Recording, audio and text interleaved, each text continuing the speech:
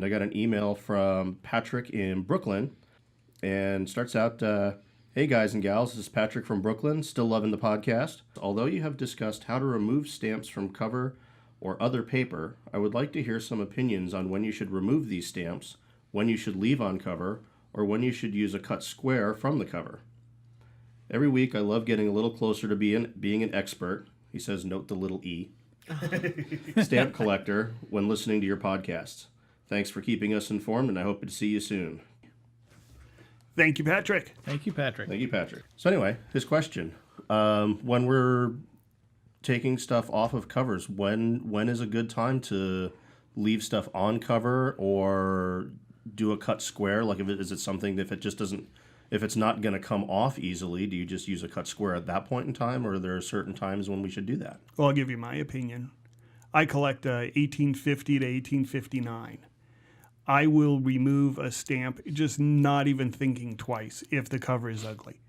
You really need to have a caveat on that because there might be a rare marking or something like unusual destination or something like that that you would possibly want to keep it for. But yeah, really, barring that. Exactly. And that's really rare because yes. it's not going to be like, ooh, this went from New York to Philadelphia. Ooh, that's right. not rare. That's off the cover. Right. But if it went from San Francisco to Mongolia, then that's something you might want to keep. Yeah. On an older letter, that then becomes a rare destination and something that somebody would look for to put in their collection. But if it was a rare cancel and it was on an ugly beat-up cover, I would cut a large cut square to keep the cancel. Right. Otherwise, that stamp is getting soaked very, very quickly off because I don't want junky stuff in my collection. And well, the same thing can be said if it's a rare marking, if it's close to the stamp and it's a junky cover. If it's just like maybe it's a missent marking or a held for postage marking, something that you don't need other context for. Something that's not standard everyday Sometimes usage. you do need the whole cover front for context. Well, even Cash mentioned, I think it was an episode or two ago, that he had one he was going to keep from the Natural History Museum because they used a real stamp and it had a dinosaur on it. Mm-hmm. Except it was, which one of the boys? Sean. Killed it by opening it very roughly. Now, ugly, definitely it comes off. There's a lot of things that are in between. Postal history is becoming more collectible and more in the mainstream collecting areas now. I disagree. I think it's getting less collectible. I think that the demand for postal history is dropping, not increasing. And so where in the past, you had a $5 stamp, but on cover it was worth $10. Now you have a $5 stamp, and on cover it's worth $5. I don't think that the premium for being on cover is dropping to almost zero unless, like you said, unless the cover has something going for it.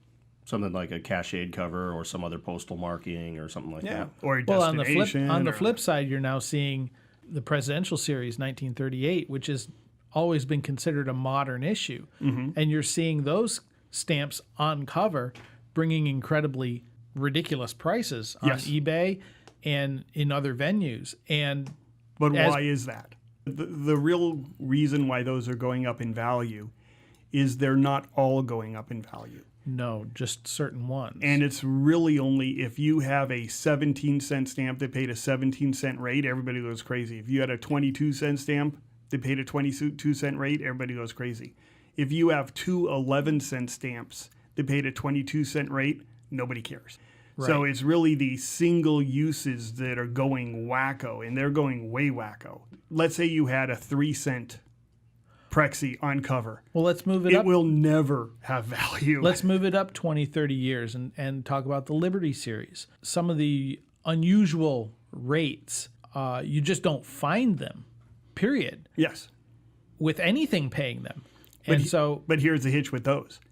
You got to know it when you see it. And if you don't know it, you don't know it, and you just pass right by it. So if you know there was a very narrow period that the 22-cent rate to Abyssinia was in effect, you can pick that up. But unless you point it out to somebody else, nobody's going to care. And they're only going to care because they can get more money from you. Exactly. I don't think that that's something. Whereas single uses, now if you had a very rare 17-cent rate and you had the 17-cent stamp, people do collect that. Well, and I think in those instances, even finding the $5 stamp on a commercial cover, even with other stamps, is still well worth more than $5. Oh yeah, because they're very rare on cover. Usually they were on registry tags. Right. Yeah. So everyone should be a stamp collector. You never know when you'll get a $500 item in the mail.